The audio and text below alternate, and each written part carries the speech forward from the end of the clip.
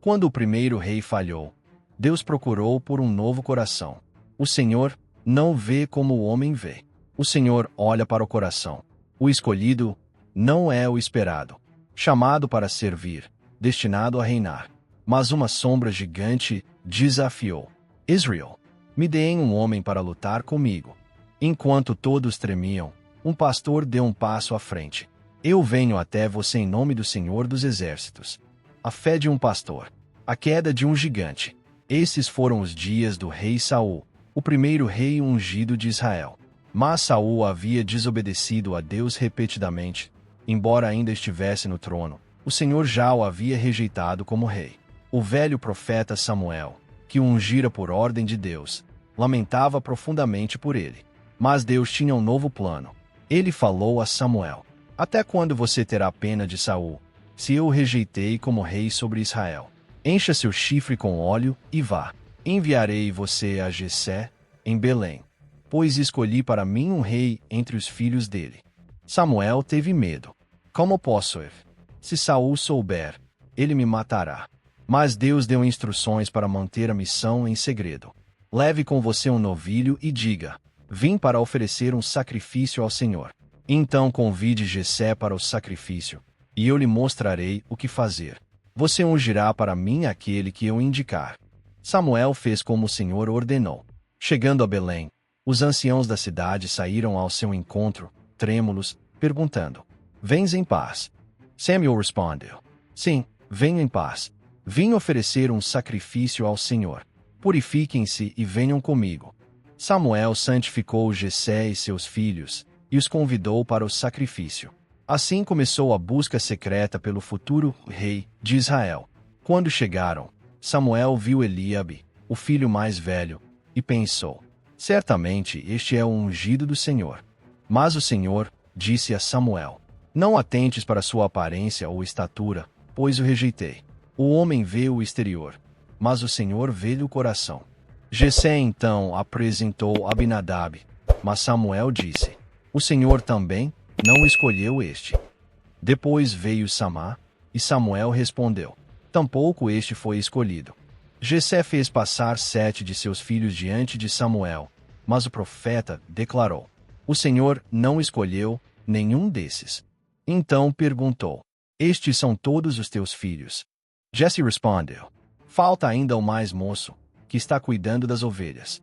Samuel disse: mande chamá-lo, pois não nos sentaremos até que ele chegue. Chamaram o menino. Ele era ruivo, de belos olhos e boa aparência. Então o Senhor disse: levante-se e unja-o, pois este é o escolhido. Samuel pegou o chifre com óleo e ungiu David diante de seus irmãos. Foi um ato profético. Deus o havia escolhido para uma missão especial. Talvez nem Davi, nem sua família entendessem o significado daquilo. A partir daquele dia, o Espírito do Senhor veio poderosamente sobre Davi. E ao mesmo tempo, o Espírito de Deus se afastava de Saul. Samuel voltou para Ramá. A semente de um novo reino havia sido plantada secretamente em Belém. Depois da unção, o Espírito do Senhor se retirou de Saul, por causa de sua desobediência. E em seu lugar, um espírito atormentador, permitido por Deus, começou a afligi-lo. Saul passou a sofrer episódios profundos de angústia, medo, ciúme e fúria irracional. Vendo o sofrimento do rei, seus servos reconheceram que era uma aflição espiritual e disseram: vemos que um espírito maligno da parte de Deus está te perturbando. Permita que busquemos alguém que saiba tocar a harpa. Sempre que esse espírito vier sobre ti, ele tocará e te sentirás melhor.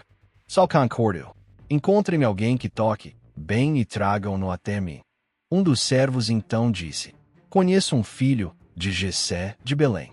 Ele toca a harpa, é valente, forte, guerreiro, sábio em palavras, bonito, mas acima de tudo, o Senhor está com ele. Que descrição notável para um simples pastor. Mesmo antes de enfrentar Golias, Davi já era conhecido por sua habilidade, caráter e pela presença de Deus. Saul enviou mensageiros a Jessé. Jessé preparou provisões e enviou seu filho, Davi, a Saul.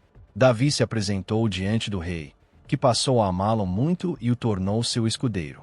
Sempre que o espírito maligno vinha sobre Saul, Davi tocava a harpa e o rei sentia alívio, melhorava, e o espírito se afastava.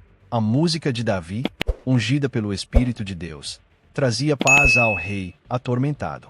Saul pediu a Jessé que deixasse Davi com ele permanentemente, pois havia encontrado graça aos seus olhos. Mas Davi ainda alternava entre o palácio e o campo, servindo como pastor. Era um tempo de preparação, silenciosa. Servia com humildade, carregando o segredo da unção divina para um destino maior. Enquanto isso, a ameaça filisteia não havia desaparecido. Mais uma vez, os filisteus reuniram seus exércitos e acamparam em território de Judá. Saul e os homens de Israel se posicionaram no vale de Elá, prontos para a batalha. Então, do acampamento filisteu saiu o campeão, Golias, de Gate. Era um verdadeiro gigante, com quase 3 metros de altura. Usava um capacete de bronze, armadura de escamas pesando mais de 50 quilogramas. Trazia uma lança enorme, cuja ponta de ferro pesava cerca de 6 quilogramas. Ele se posicionou diante de Israel e gritou: Por que se preparam para a batalha? Não sou eu um filisteu e vocês servos de Saul?